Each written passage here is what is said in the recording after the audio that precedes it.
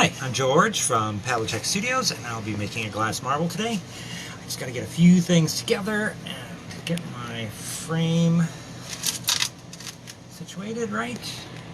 I have a filter on the camera today for shooting without sodium flare, which is always nice, so you can see a little bit better of what I'm doing here. So now I'm just going to turn on the propane oxygen tanks that I use for my propane oxygen torch that I melt the glass rods with.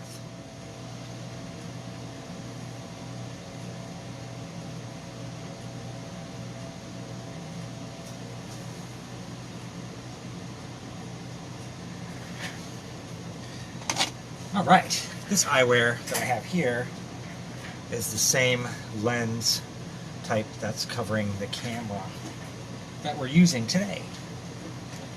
I'm going to go check my oven for the marble, where it goes to anneal after I'm done creating it. Hang on just a sec.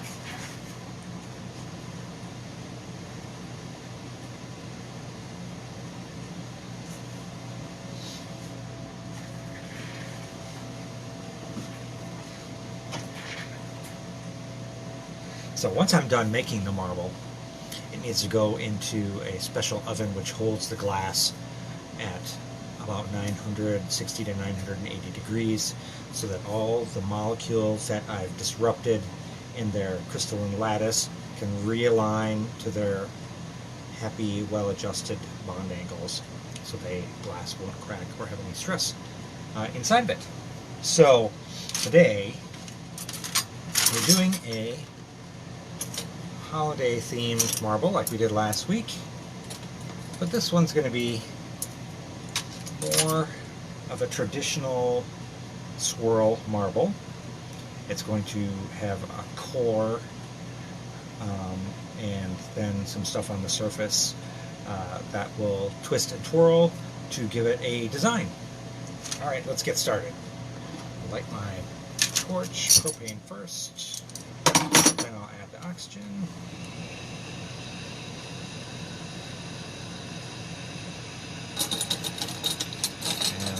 Two short emerald rods here that I'm going to be using to add color. I want the color to be three-dimensional, so instead of just going for straight color, I'm doing a base color, which in this case will be white. And then I'm going to put some clear, some transparent green over top of that white to give the color some depth. And then over top of that, I'm going to use some aventurine frit, which is essentially copper dust suspended in glass, and that will give our glass some sparkle. Then that will be the central portion of the marble. On top of that, I'm going to do some stripes of red and white, and then we're going to twist it on at least one axis, maybe two, for a design that should be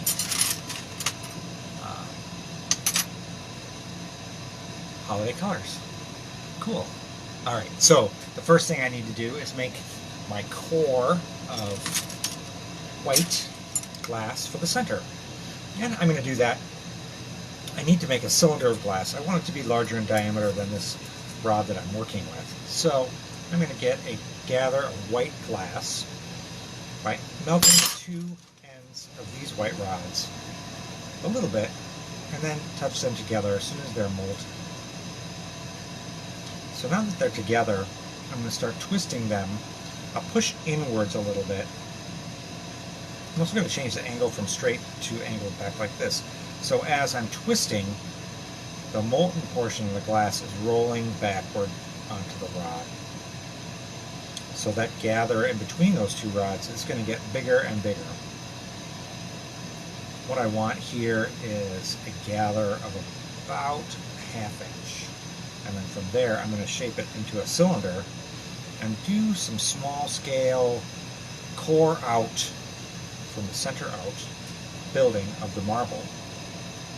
So it will look like a traditional glass blown marble design, but this will be a one-of-a-kind lampwork marble, and that is the way that I prefer them. I like to work smaller and in more detail. Because my equipment is tiny and energy saving. So I'm not shooting burning fuel everywhere and heating up the building.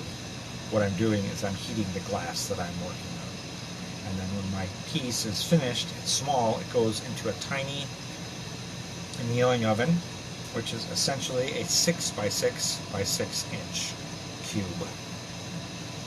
In that cube, actually it's only 4 inches high, 6 by 6. The size of about one fire brick high and 2 front to back. Not even. Anyway, the reason for all that is that I want to work glass, but I don't want to spend hundreds of dollars a week on fuel, where most of that heat becomes wasted. If you're working large, that is a necessity. If you're working small, you can minimize a lot of that stuff. So this is not to say I don't like to work on bigger things. I do. But for the most part, the bulk, the repetition of your work can be small. It doesn't have to be big. If you're going to practice, why not practice efficiently so you can get in more repetitions of your technique before you go ahead and make it big. Alright, so there's my gather of white. I'm going to shape it with a paddle and my marver plate, which is next to me. I'm actually shaping it just by defying gravity here, but I'm going to give it a little tweak into a cylinder shape. Shape got away from me a little bit. I'll show it to you in a second. There we go. So, it's kind of a cylinder. It's not perfect. I can make it better. And I will do that. I'm going to improve the cylindrical shape a little bit. Then I'm going to change from this glass rod attachment to a steel rod attachment on this end.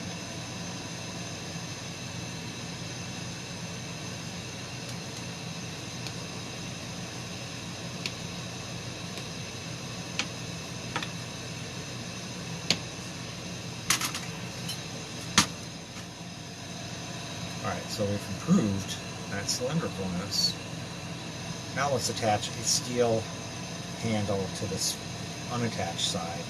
We'll clean up the side here that's still attached to the glass rod and make our cylinder nice on both sides. And then we can start to decorate it.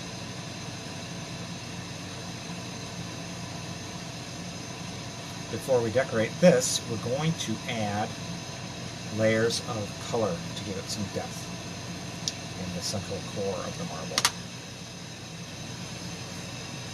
So let's turn the heat up a little bit. And we'll shape it. You can see this part of the cylinder towards me is good.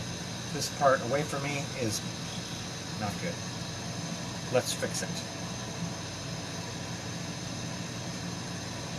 So our design is going to come out better with a bunch of factors. The easiest one is to have a consistent shape that you're going to add your next layer or decoration set or dots or whatever you're doing to it. So the technique I'm going to do next, I'll probably want to do that technique consistently.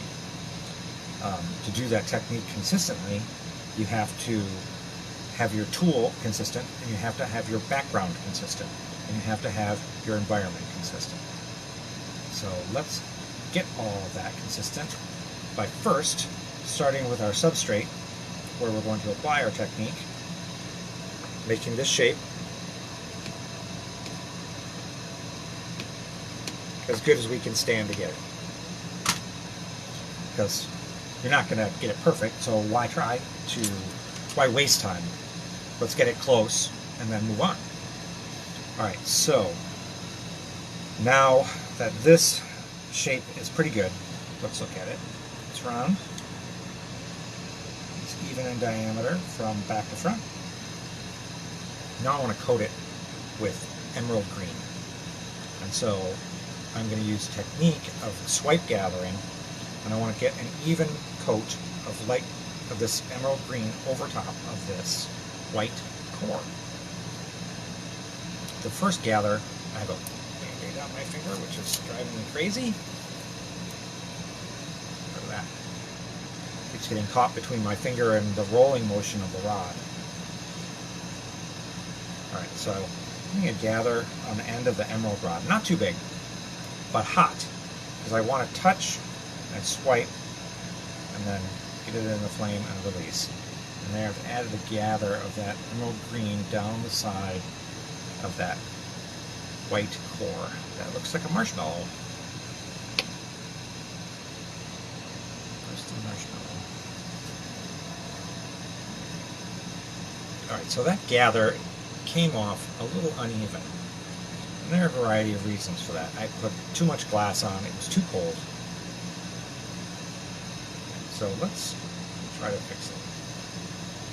I did another gather next to it, doing my touch and release in the opposite direction of the first one. And there's the third one. I'm going back and forth, adding that glass over top of the core. Opposite direction each time. You don't have to do it that way. Sometimes I do, sometimes I don't. I think it's fun to do it that way. Swipe gathering is really cool because you can use less gas and not trap air.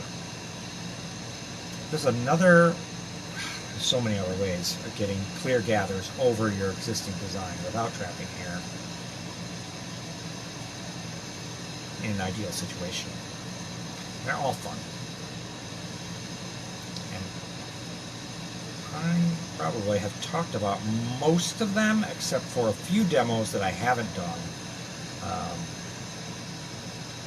on the internet, just because I think that people who do borosilicate glass do that design better, but there is a technique which you do in soft glass, which I think is useful and you should have in your bag of tricks, or you'll have fun making fun of me talking about it. I'll geek out about it. And that's cool too. Well, so I've gone back and forth swiping that emerald green over that white core. There's the white core inside.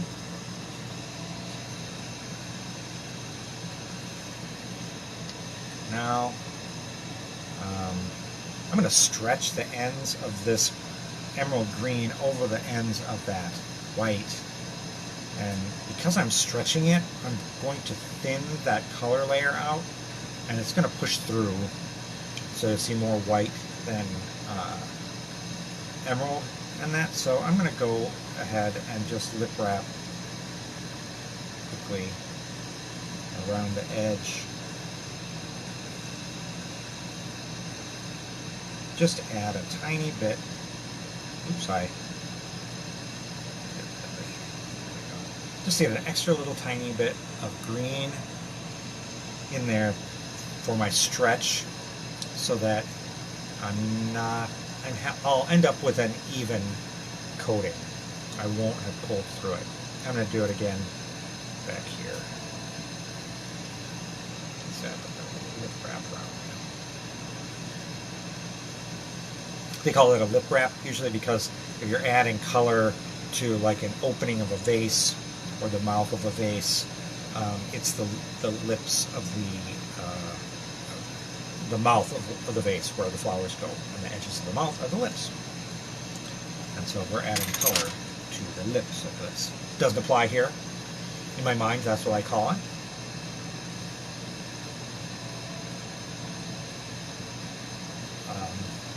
A trailing gather would work. That's an appropriate way to talk about it.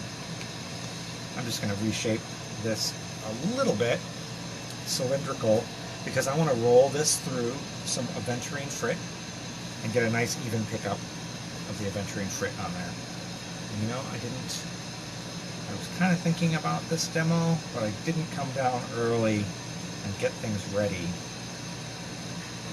as I often do.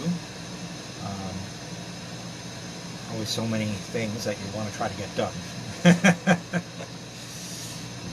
So I am off camera here looking for my aventurine frit. Oh, I found it. I'm going to show it to you. It's in this little tin lid, which I like for holding my enamel powders and my frits for pickups of this size.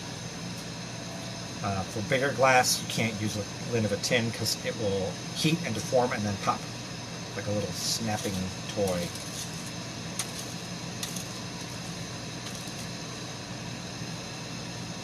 But for me, going in there quickly, getting a gather of frit,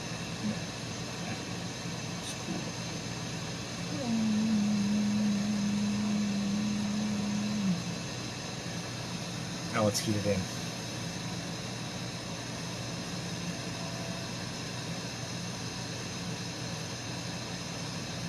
So this will be a kind of like a dusting of frit in the background, and that's good. I don't want it to be too heavy. I want it to be a suggestion of sparkly snow. Then I'm going to just roll it on my marber plate to get it even for my next layer. And my next layer is going to be just like this layer of emerald green that I put over the white core. I'm going to put a layer of clear over top of this green because I'm going to do some surface decorations of green, red, and white stripes, and I want them floating above this core. Sort of if you're looking at it in the light, that's going to cast shadows on what's below. So, that's kind of a larger diameter clear glass rod, not a huge one. I could use a huge one, but I'm going to use this one, and we're going to keep this marble on the smaller side. And because I want to twist it.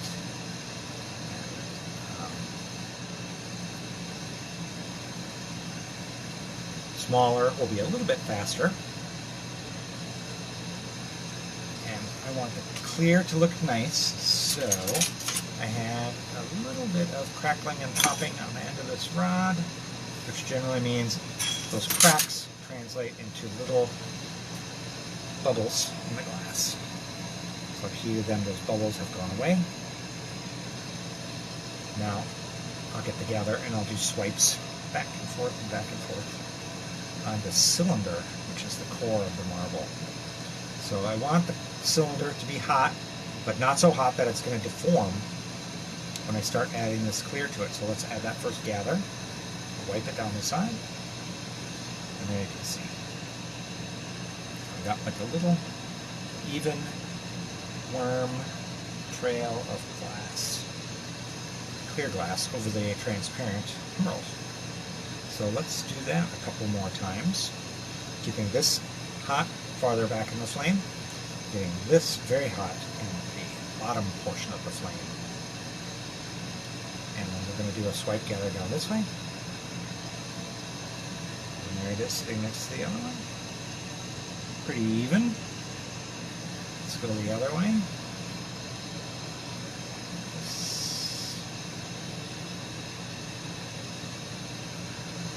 There's our third. Looks like we'll need about 5 more.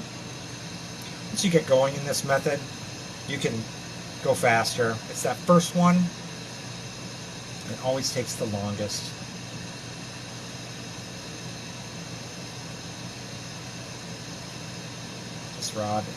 This clear rod is dirty, so I can see it's getting some oxidation around it.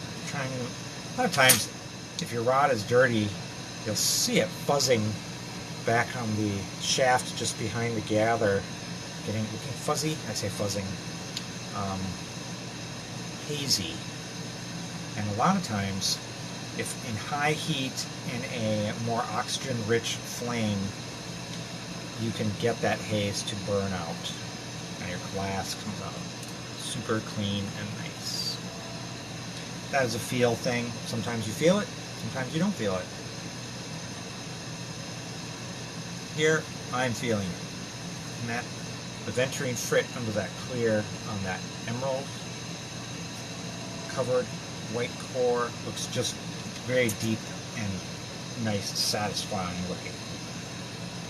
And these gathers are going on nice, it's not trapping any air. It's going to be smooth. And the design lines over top of this will be in a technique that I internally reference as a shadow core. When lampwork beads were really taking off in the United States back in the 1990s, a lot of the people who first started doing new weird stuff got to make up a lot of different cool names for stuff. And I certainly tried my hand at it, and I don't know if people are still using references that we were using back in the 90s, but the ones I use to myself, and that's good enough for me. But I guess since I'm telling you guys, I have to explain myself a little bit, so that if you see it somewhere else and someone else is calling it, I don't know, Smurf nodules, you'll understand. That's not what they would call it. That's what I would call it. I don't even know what technique that would be, but I want to invent that technique. Just adding a little more clear on the ends. I'm going to stretch all this stuff over the edge of the cylinder and then pull it to a point and what's called jacking it down. Should be kind of pitching it and pulling it down to a point.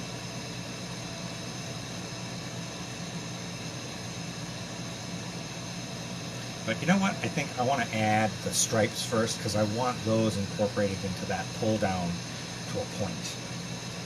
So let's heat the whole thing. You can see it's kind of wonky shaped from all those gathers I put it on. Fairly even, but still a little variation. We'll heat it all up, get it into a nice cylinder again, and put some stripes on there. I'm thinking like 2 green, 2 red, 2 white. What do you guys think? Good? Yeah. Okay, nice.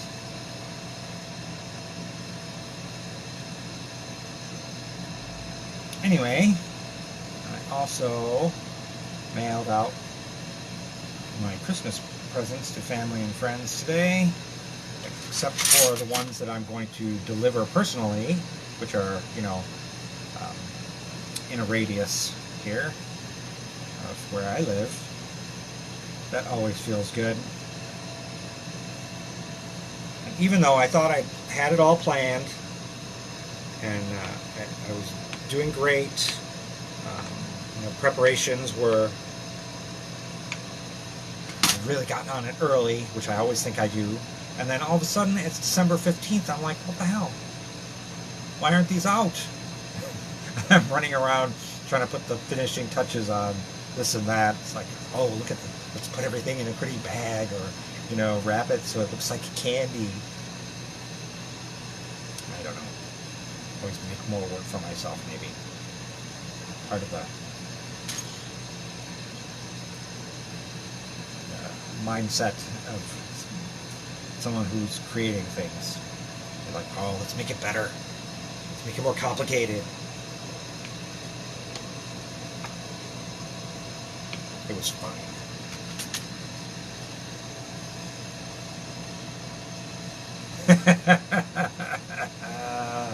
That's right, Carla.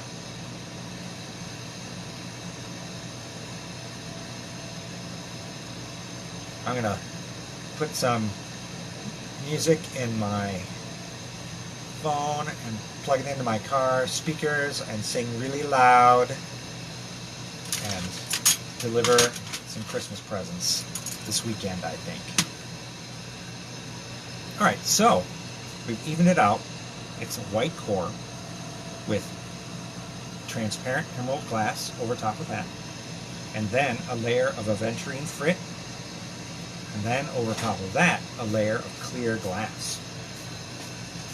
Now let's put stripes of actual color. Oh, look, it's Barbie. Hello. Our favorite visitor. Hey, So Barb was out delivering things.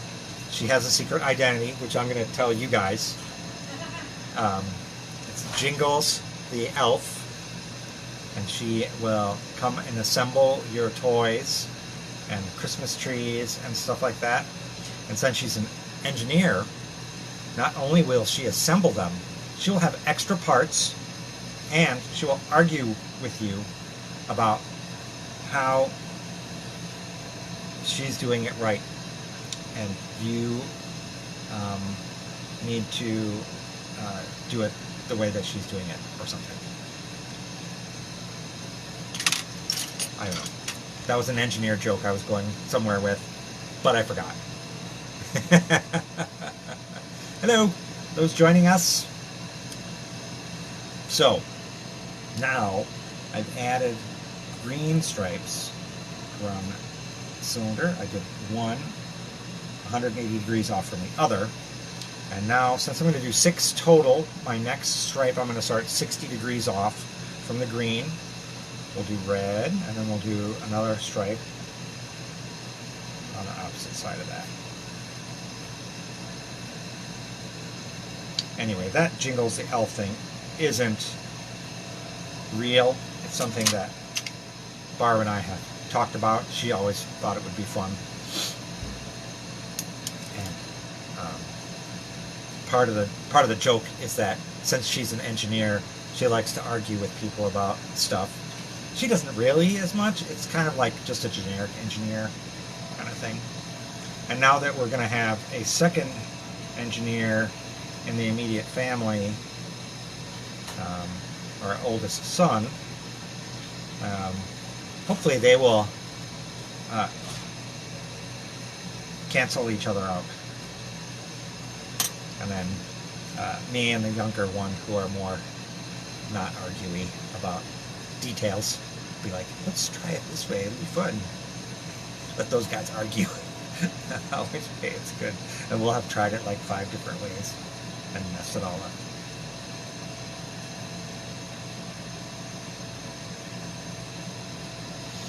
Anyway, but dressing up like an elf and going and assembling people's Christmas toys is a great idea.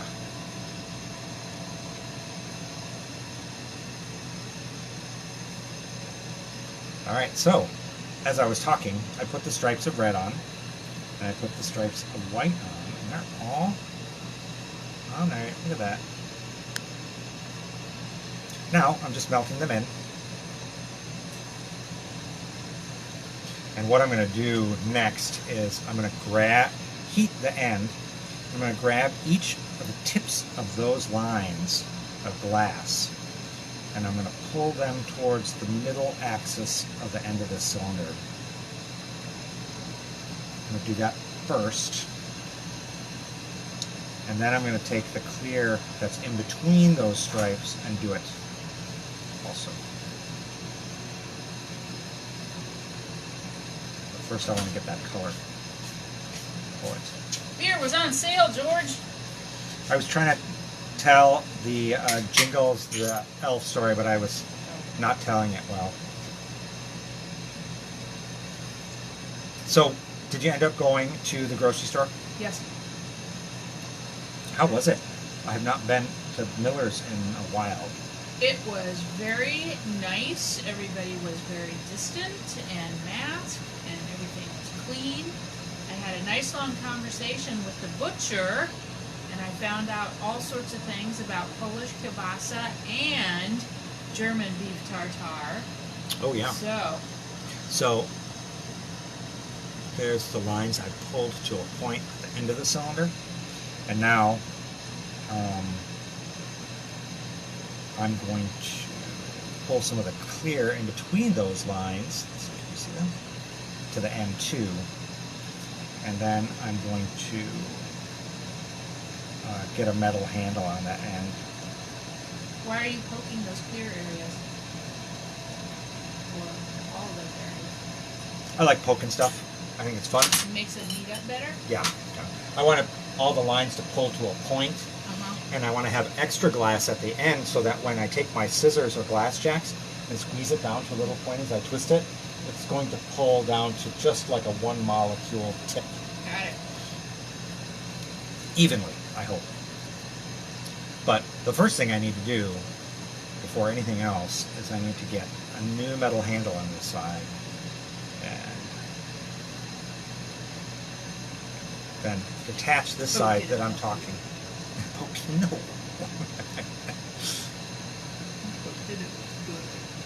The marble's good. So, got rid of that handle, and you see this end is messy. You can see the divot where that handle was. So let's heat that whole thing up, and then I'm going to pull those lines of color down first to a point, and then the clear in between them. And really, if you do it randomly, it's not going to come to us a nice little point. If you do the clear first and not the color, then when you jack the end down to a separation point, you're going to leave some of the lines of color behind. So pulling the color first to a point is giving you a better chance of getting a clean end where all the colors come out to a point.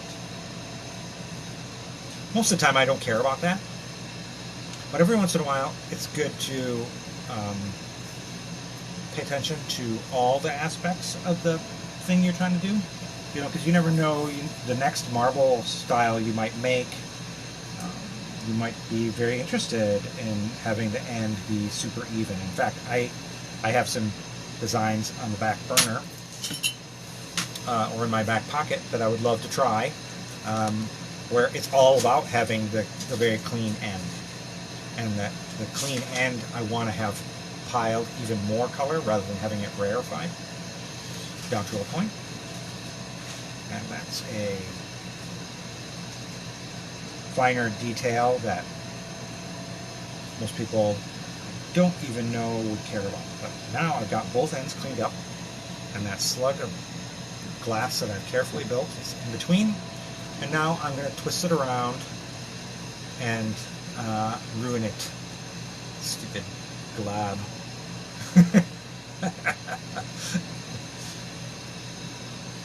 No, what I am going to do though is I'm going to give it a hopefully even twist so that it twists on the ends and in the middle semi-equally. There could be some variation, but perceptibly I'd like it to be even. You know, is the twist around the poles of something, it appears tighter even though it's not.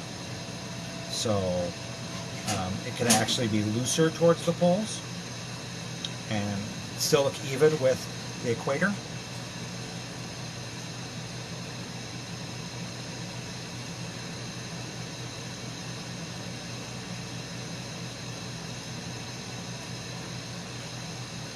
But as long as like if there's some at the end and some in the middle, then that's good. Or if there's a lot in the middle, then you want a lot on the ends. For this particular design, that's what I want. Some marbles I've seen look cool where there's like nothing on one end, and then it goes, there's a medium amount in the middle, and then a lot at the other end. It's like, wow, that was some good control, or that guy didn't care about that, and it just came out neat. Alright, so what we've got here is we've got an even spin at the ends and in the middle. Oops. And ooh, it looks pretty nice. So what I'm going to do now is I'm going to detach this handle from that piece of glass. And when I detach it, I'm going to spin it in the same direction as my spin was already going. See that? Oh, yeah. And now, when I use my jacks and I pinch that down to a point and take off that little nub, all the colors, all the little colors will come together to the same point. I hope. That's the idea. Yeah. And it'll look neat. I see Carla. Hi, Carla. She said hi to you earlier. Like she was on kind of a delay though, because she said hi just as you left. Or she got up and wasn't paying attention or something. I bet Carla's doing art while she's watching this art. Barbie wants to quilt. So, I knocked off that little, I tweezed it down to the end and then knocked off that last little bit. You see it? Oh yeah, look at that.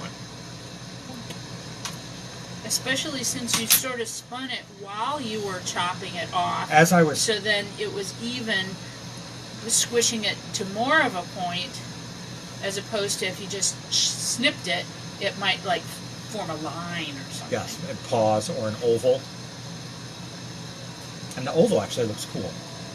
Or a cut line is neat. That looks more like machine-made marbles. Something like cut line. A lot of people think that's really cool. I have done smaller marbles like that, sort of homage marbles, homage to handmaids. I did that very badly. I'm distracting you. The surface was hot. The inside was cold. The end was hotter than it was in the back. And I squished it, and it didn't do anything positive to this marble. So I'm going to go back, and I'm going to heat the whole thing through from front to back and inside to out. See, now you get to demonstrate how to clean up your mess. Yeah. So when I say I'm heating it front to back, you can see I'm doing this. So I'm applying heat all over the marble. Oh, it's dropping. And you see it flopping like that? That's good. That means I'm heating the marble all the way through. Being more gentle and thorough. And letting that heat soak in to the middle. So I'm not just pushing the glass around on the surface. I'm changing the whole marble. So now, I've made it spherical. There's the spinnies. There's the end spinnies. Now I want to attach a handle to this side temporarily. But what I want to do is I want to put a little dot of clear on it to protect my end first. Like that. It's a little... You didn't put it perfectly at the... Oh yeah, you did. Never mind. Hard to see. Yeah. Anyway, so I put that little nipple on there, and then I'm going to attach... He said nipple. I said that. That was for you, Barb. And then I attach my glass rod to that one. And now I'm going to detach this metal handle and then clean up that end by squeezing it down to a point like I did on this other side. So, did the store have everything you wanted? Yes. They had nutmeg balls. That was the one I was wondering about. They had nutmeg balls. And they had beer on sale. And they had fresh spinach that was of a equivalent cost to the packaged spinach. So I'm supporting my local grower. And there were a couple other good finds that I had. So something weird happening here at the end of my marble. So I want it to pull down to a point, but I don't know if you can see it. There's like a blob of something weird in the end. Looks like a little aneurysm. It does. Blood clot. So Marble's got varicose veins. Yeah. So I don't know if I can get that one out. I'm going to heat up the whole marble. I'm going to pull out some of it. That, so I grabbed it. I'm going to pull it out.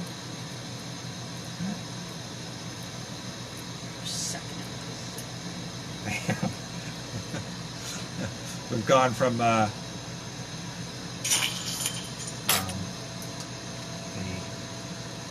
cardiology to dermatology reference. All right. Well, I fixed it one way, but I might have. Yeah, it's all right. So, glass is coming to a point again. The emerald green covering got a little thin. Right where I was trying to pull that clot of something out. I'm not sure where that came from. I think it was within the red rod. There was an impurity of some sort. And that's just a drawback of using the rods as they give them to you when you buy them in bulk. It's always so nice to, if you can, heat them up and give them a spin and pull them down to the diameter that you like to work.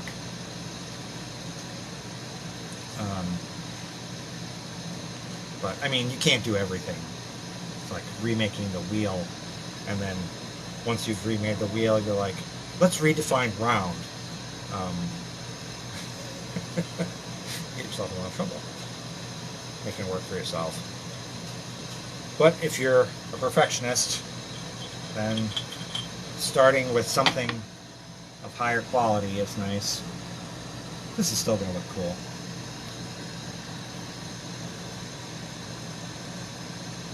Alright. So there's my twist. When I spin. But now, what's going to happen is I'm going to switch my handles down off to another axis. I'm going to go for a 60-degree off axis. So see, I'll get rid of my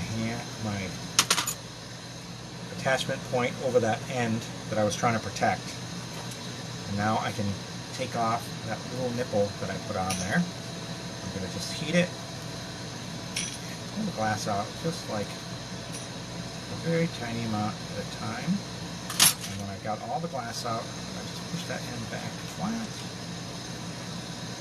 Make sure that it's beautiful again.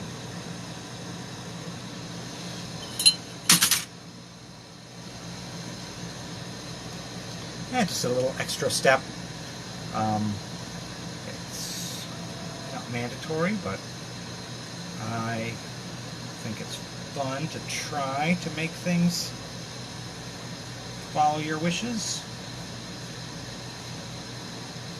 Alright, I'm trying to do attachment points between the stripes of color on the transparent portion. And so my axis is now shifted 60 degrees off from the initial axis, and I'm going to give it a half or 3/4 turn through the middle mostly. The poles where it attaches to the handles are going to want to spin right away, and so I'm going to try to control that, get my heat right at the new equator. And from that new equator, I'm going to let the heat spread out so that when I put my twist in, it's going to spread naturally from that new equator to the poles. And I think I've got the heat almost even now. Let's give it another 30 seconds here. So I'm lingering in certain areas and skipping over other certain areas to even the heat on the outside. And then I'm just laying off so that that heat moves inward, and I can through tugging and twisting on a very small scale, I can feel what's happening inside this glob of glass. this would-be marble.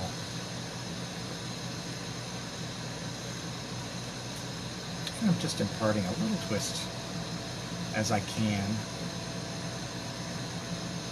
and I like it. Now I'm going to get rid of one of my handle ends. Wasn't a stout connection, but see, we're a little wonky there where the twist went in, but the twist went in how I like it.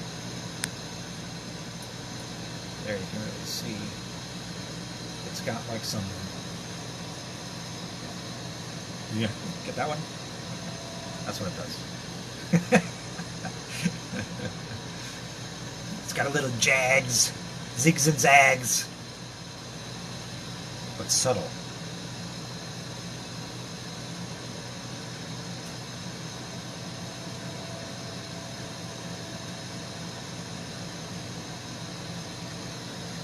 You know, because, you know, anyone can twist it. You can muscle in as many twists as you want. Spin the crap out of it. It's going to look good. I'm going to do it. Add a little bit of weird, looks like. So, we'll look at that next month and say, what did he do there? It's bothering me. And I'll go, yeah. Mess with you a little bit. That was cool. It took me like 5 extra minutes to screw with you. But man, some of that looks really neat. Especially those new pole ends.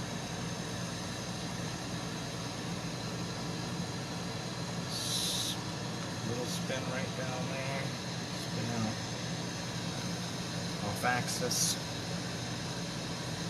And then you've got the color stripes on the surface, and you look under those, and there's the transparent emerald with the sparkles suspended in there between the transparent clear layer and the transparent emerald layer.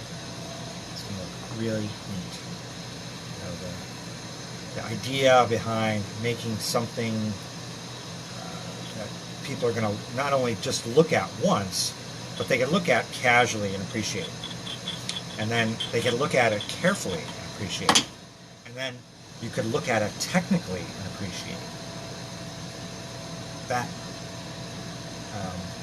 well, it's a goal for me. You know, first look, second look, critical look.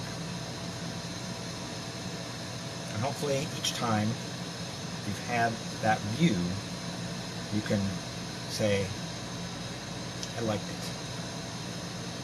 That wasn't bad. It was pretty cool.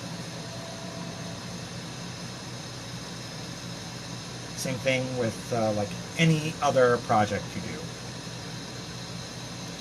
You know, maybe the idea is like if you're making furniture, you don't want to see the details if you're looking at it casually. You just want that impression. Like, oh, nice color. Oh, good finish. Oh, the lines are really great. Or maybe even better, what table?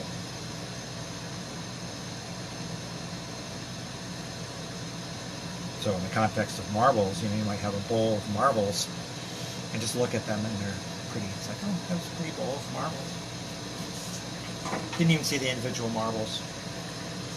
Because what would you have seen if you saw that individual marble? You would have saw, oh, there was a mistake on that one. That one wasn't quite the color I wanted. I would have made that one with orange in it. It's like, shut up, make your own marble. This one's cool. Pretty smooth. So I'm using a cherry wood paddle, basically a board with holes in it. Pretty technical. Those holes are burned on the edges because you're using a smaller diameter hole than the marble, so it's just riding on the rim of that hole, that hot glass. And since the mold is kept in water and it's fused in water, then ideally the glass is not even barely touching the wood. It's touching that layer of carbon and moisture. So when I'm using the cherry wood molds, I'm not using a lot of pressure. I'm not trying to reshape the marble. I'm reshaping the marble when I'm using my graphite marble molds, which are hemispheres. And that's how I'm influencing the shape of the marble. And even so, I'm not just cramming it in there to make it hemispherical. It's not quite the way it works. You use, well, I'm not going to go there right now, because I'm having fun finishing this marble right now. Maybe I'll talk about it in a second. Because I have to do some reshaping on the side that I'm still attached to with this metal handle. So I'm just using the wood for a few seconds in each divot.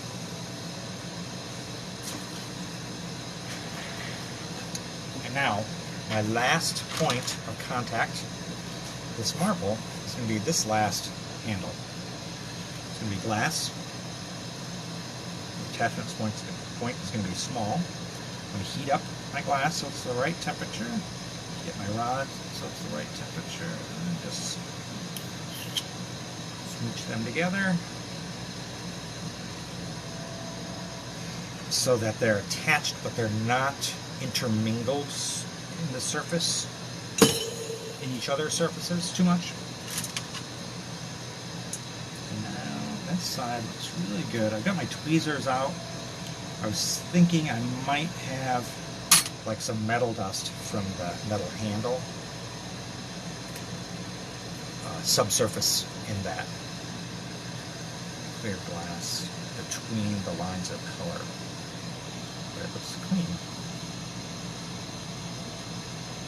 So now I'm going to heat it, and I'm going to use my hemispherical mold to shape it. What I'm going to do is I'm going to use a hemisphere that's larger in diameter than the marble that I'm shaping. And I'm going to just gentle persuasion. So it's shaped like this now. It's going to go in the mold just a little. And then I'm going to go to a smaller graphite mold and use the rim. Change the axis of rotation as I'm rotating, and it's going to get pretty darn spherical. Now there's some surface ripples in it from the graphite of the mold pulling heat from the surface of the glass. When it pulls heat from the surface of the glass, it's freezing it like ice. But the surface underneath is still molten and pushing up against that ice crust on the surface of the glass, and that makes it rippled. So now I'm remelting the surface of the glass and letting the surface tension of the liquid pull it smooth. And in aid to that surface tension, pulling the surface smooth, I have to keep this axis of rotation moving and horizontal. I don't want to have it tilting, because I don't want to change the shape of the sphere. I just want the surface to improve through what's called flame polishing, but it's actually the process that I just described to you.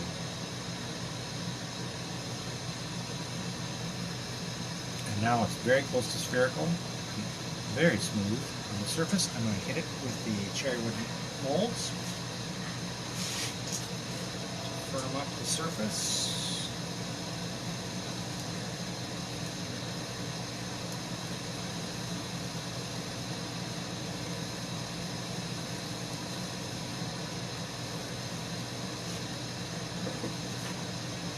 There we go. Surface isn't 100% smooth.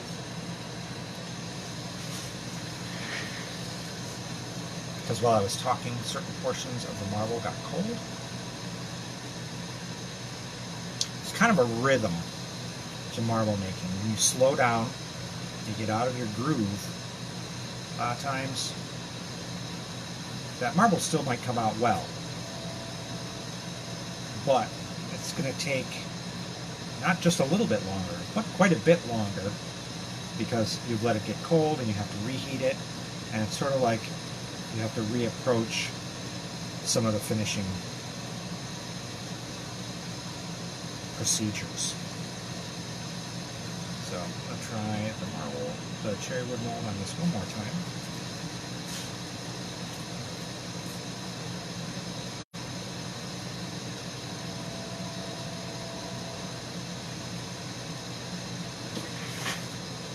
And so if I was in a groove,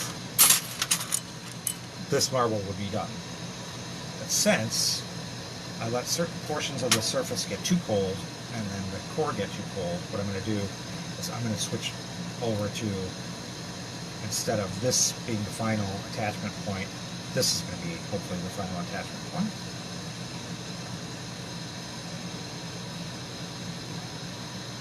And your first, marbles are tricky because all the surfaces have to be perfect.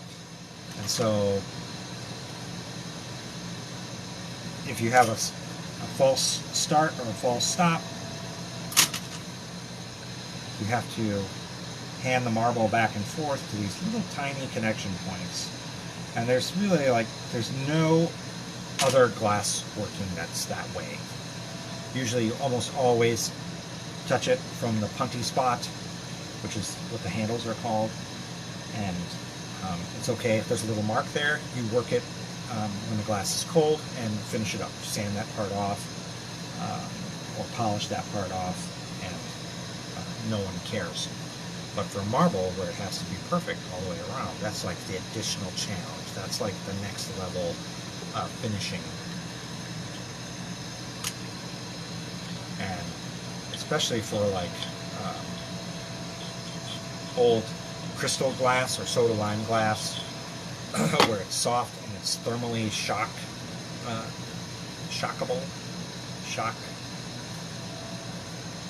susceptible, it's even harder to get all this to come together the right way, at that end especially. Some of the newer glasses, hard glass, Pyrex, borosilicate glass, you can set it down on your bench and walk away and go bring it back up to temperature and anneal it in a totally separate procedure. For this glass, you can't do that.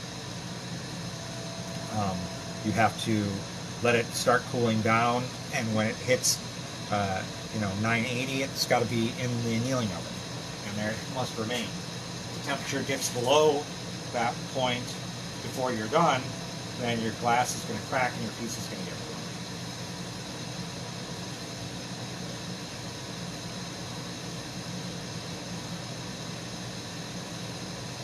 Alright, so calling this complete. What I'm going to do now is I'm going to chill with my scissors or jacks the attachment point between this glass rod and the marble. I'm going to do it on a flame resistant tile. I'll rub it right at that junction point and then give it a tap and it comes off. I'm going to heat up some pliers or tweezers that I've shaped to pick up the marble. Heat them till they're orange and then let them go to black. Then it'll be the right temperature to pick this up. Oops, nope, what I have to do, forgot, polish that little last bit, that little last attachment point with the torch. I'm heating that area pretty strongly and then backing off. So, because I mixed opaque glass and transparent glass on the surface, they're having a kind of a disagreement right now, and they really want to oxidize and devitrify the surface. So I had to take some extra time, very lightly doing that last polish to prevent them from messing up the surface of the final marble. And so I heated up those pliers. And there's our completed marble, and I'll show you pictures of this tomorrow on the Facebook site. I'm going to go put this in the annealing oven.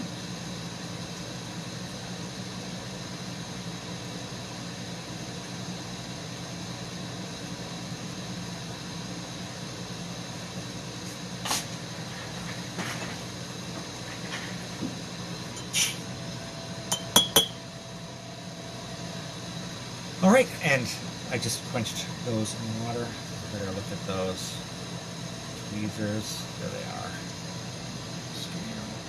I have different sizes of those that I've made for different sizes of marbles that I work on. And you can see I have, this is sort of my workhorse marble mold, and then here's another one that I have. A couple big ones on the back and little ones there. Once you get down to like this size, it's really not super useful anymore. You can flame polish to those going. There's like a little graphite pad that I use for flattening stuff. And what else was I going to show you? I guess that's it. All right, well, I'm going to read back and answer any questions tomorrow when I post a picture of the marble that we made today. And so thanks for watching. Go shopping at Pavliscak Studios.com, and I'll see you next week. Bye.